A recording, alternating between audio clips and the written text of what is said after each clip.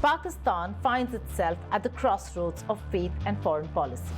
On one hand, US President Donald Trump's new West Asia Peace Plan, expanding the Abraham Accords, promises Islamabad a seat at the global diplomatic table.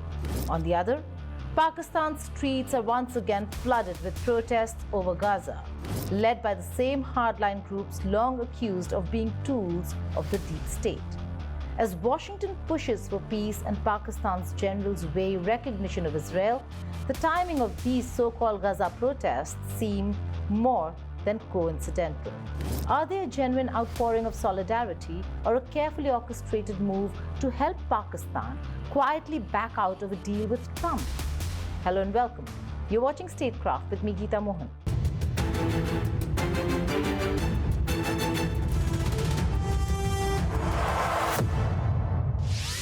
Can Pakistan join the Abraham Accords? A question that seemed unthinkable once now lies at the center of a diplomatic storm. Barely weeks after Donald Trump unveiled his Gaza Peace Plan, Pakistan found itself listed among the Muslim nations backing the initiative. Prime Minister Shehbaz Sharif was photographed smiling with Trump, praising his plan for peace and even tweeting his support. But within days, Islamabad's streets were on fire, and leading the chaos was not the opposition, but a familiar army-linked force, the Tehreek-e-Labbaik Pakistan. This is not the first time Pakistan's deep state has weaponized religion to rewrite geopolitics.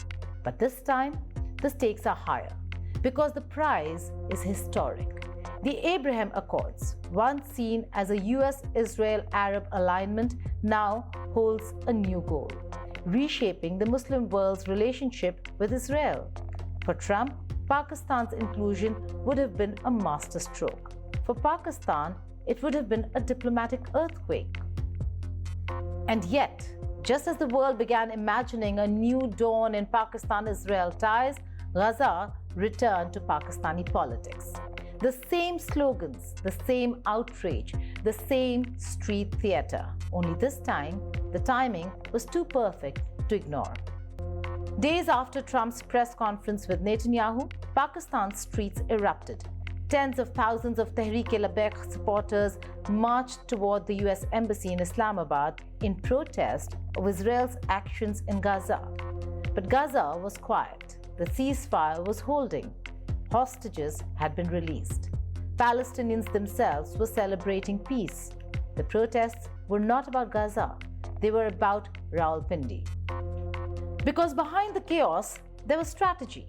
Pakistan's military establishment had been under quiet American pressure to join the Abraham Accords, according to some reports. And Trump's team, emboldened by his West Asia peace victories, wanted Islamabad on board. But Pakistan's generals know their street politics better than anyone else. To reject Washington outright would be costly. To ignite religious protests and then cite domestic instability as the reason for delay was far safer. What began as a fringe religious movement suddenly became the army's most convenient street weapon. The TLP rose to the limelight suddenly in 2017 during protests against the then Prime Minister Nawaz Sharif. He had angered the army with intentions to repair relations with India. The issue split over even after Sharif was forced out. The group's current protests over Gaza are eerily similar to past performances. In 2020, they demanded the closure of the French embassy over cartoons of the Prophet. In 2022, they helped destabilize Imran Khan's government. Each time, their sudden rise coincided with shifts in Pakistan's foreign policy or internal military politics. This time, the script has changed. The target is Washington's plan for peace in West Asia. The reality is stark. Pakistan faces economic collapse, with foreign reserves hovering at historic lows.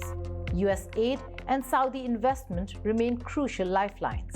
The strategic defense agreement with Riyadh, signed just days before the Gaza protests, could unlock billions in joint projects. But that cooperation hinges on Islamabad aligning with the US-Saudi-Israel peace framework, which means rejecting Trump's plan isn't just about foreign policy, it's about Pakistan's